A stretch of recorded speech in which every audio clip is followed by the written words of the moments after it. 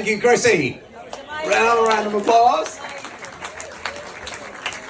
Thank you. My name's Steve Chalke, and I'm the founder of something which is called Oasis. And Oasis runs a lot of stuff, but one of the things it does, it runs 54 schools with about 33,000 young people in around this country. Let me tell you a story about a young boy. He came to a new school at the age of 9. He was put into a class.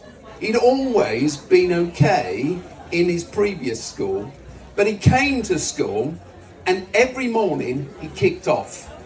Absolutely every single morning he kicked off, and he ended up being taken out of the class and placed in solitude. You know, those inclusion units, which are really just you sitting in a room, a bland room, on your own, working alone.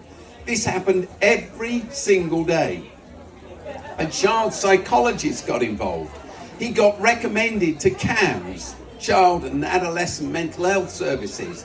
No one could crack it. And then somebody sat and began to talk to him.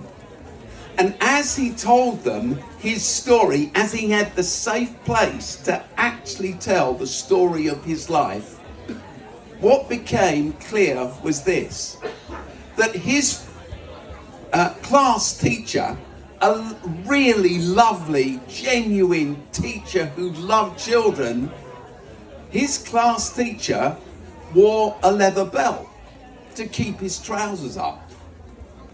But that leather belt reminded this boy of the leather belt that his latest stepdad was using to take off and beat him with the buckle. That leather belt reminded him of the leather belt that his stepdad, the latest guy that his mum was living with, would use to just whip him. So every morning when he came into school and he saw that belt on that teacher, he kicked off and he spent hours and hours and hours in isolation. We came up with a solution. Buy his form teacher, his class teacher, a pair of braces. The leather belt disappeared and the child never ever kicked off in a classroom again. The point is that the more vulnerable a young person is in our society, the more likely we are to take it out on them. The more vulnerable people are, the more we misunderstand them. It's a strange thing, the difference between a mammal, which we all are, and a fish, or a bird, or an amphibian, or a reptile. Most fish, not all of them, most amphibians, not all of them, parenting for them is a very, very, very short process. For instance, a turtle crawls out of the sea and crawls up a beach and digs a shallow hole and lays a few eggs in that shallow hole and covers them over with its flippers and crawls back into the sea. Its parenting task is over. That's it. It's just physical and it's just laying the eggs. Some weeks later, those eggs hatch. They're all on their own. Their job is to make it down, crawling back into the sea, driven and guided by the moonlight. And if they don't, if they get picked off by a bird of prey, if they get picked off by a seagull, if they get trodden on by a human being, if they're confused by the lights on the road by the beach which send them the other way, their life is wasted. A frog lays some spawn. It's then up to the spawn to make it to be a tadpole, to make it through all the way to becoming a frog. Parenting is just a physical thing. Amongst mammals and some birds, it's different. Parenting, normally the mum, not always, but mostly the mum can go on a few days or a few weeks or even a year or two. And in the case of an elephant, an African elephant, up to 6 years of age. And then you're on your own. No lion who was driven from the pride by a new lion who became the alpha leader ever went back to weep on his grandmother's shoulder. Human beings are completely different. For most of our lives, we are cared for and guided. We are born as infants, completely dependent on others. We can't walk. We can't stand up on our feet. We can't get on with it.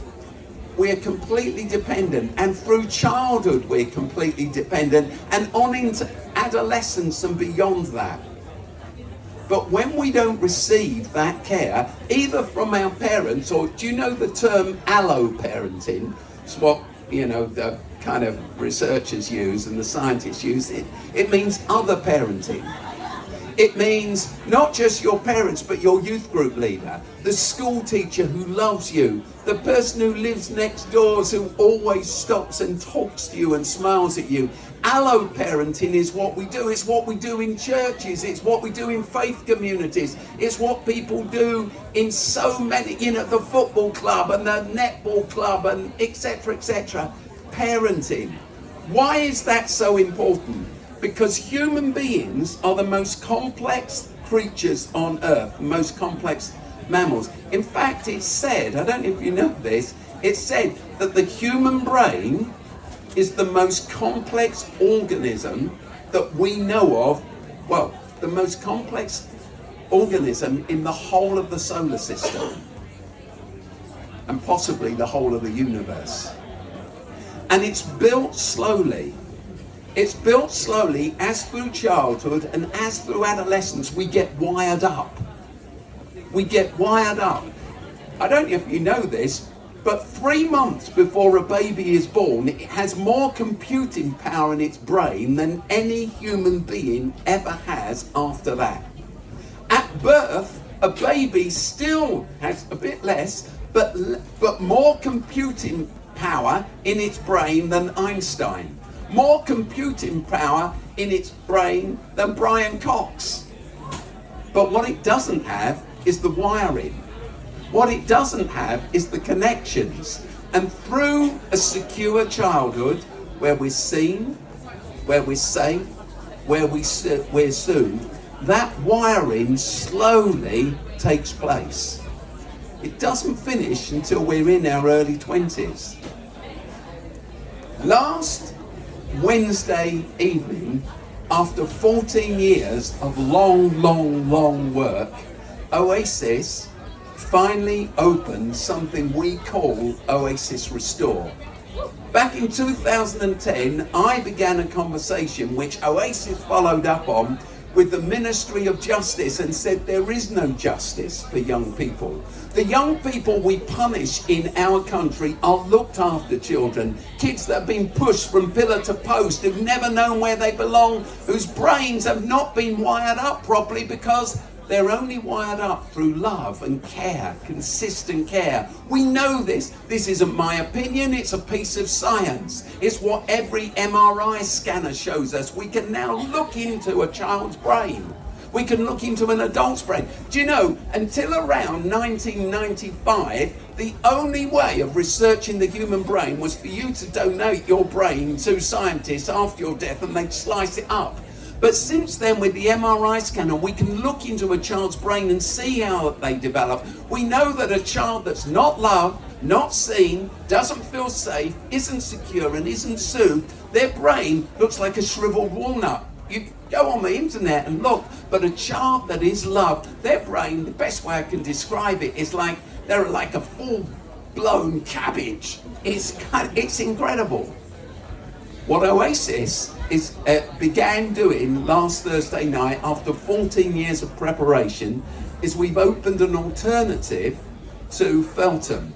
We've opened an alternative to Cookham Wood. We've opened an alternative to a youth jail.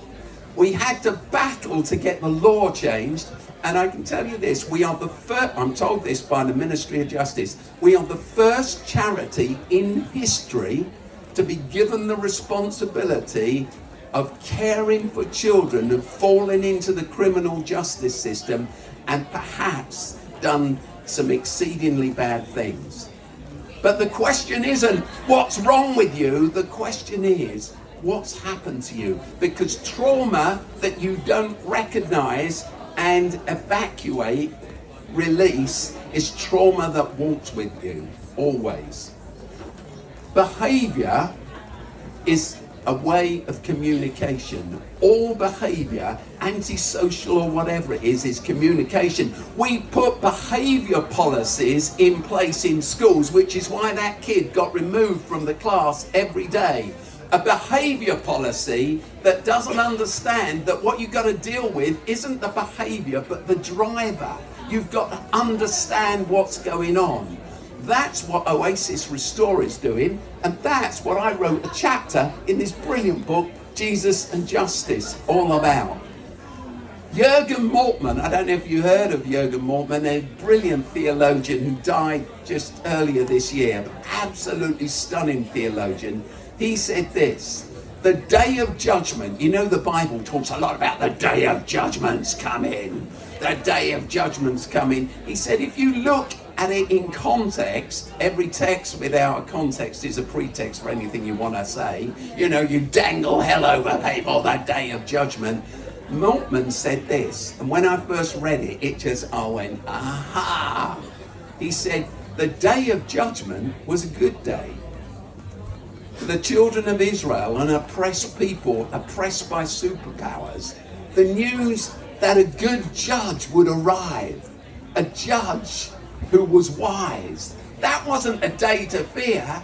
The day of judgment becomes the day of hope, the day of liberation. In fact, the Hebrew word for hope is the same as the Hebrew word for rope, which is very strange, but those of you who know a bit about ancient Hebrew will know it's a very concrete language. It's made up of what you can see or touch or taste or feel. It's not an abstract abstract language. And that's why the word for hope, tikva, is actually from the word for rope. Why? Because when you're down a hole, you don't need a bit of wonderful hope. Things can only get better. Chin up. Things can't only get better. Sometimes they can get a whole lot frigging worse, as you know. So what is hope unless it's a rope? When you're down a hole, what you need is a multi-stranded rope that's strong enough to pull you out of that hole, and you need somebody that's holding it. And what we're about, following Jesus, is creating that multi-stranded rope together. It was a multi-stranded rope, a tikva, not a single strand, a multi-stranded woven rope that reached down to you in the whole of life and pulled you out. Our task, it says stop, I will stop. Our task is simply this. Our task together is to create that multi-stranded rope that reaches into schools, that sits with children who are never heard and never listened to, that runs football clubs and after-school clubs, that offers mentoring, that comes into schools and chats with somebody on a regular basis, week by week, so trust is built. Because by creating that rope, we are rewiring a brain. And if we rewire the brain, that's what it means to bring the day of the Lord, the day of justice, and the day of hope to young people. Check out this book. It's brilliant. And if you want to talk to me more, I'm on the Oasis stand, which is along the road somewhere there. I'm on the Oasis stand. I'm going to be there at 4 o'clock and find out how you can do this stuff in your community. Thank you very much. Brilliant. Thanks, Steve. Yeah, do check out Jesus and Justice. Fantastic, accessible.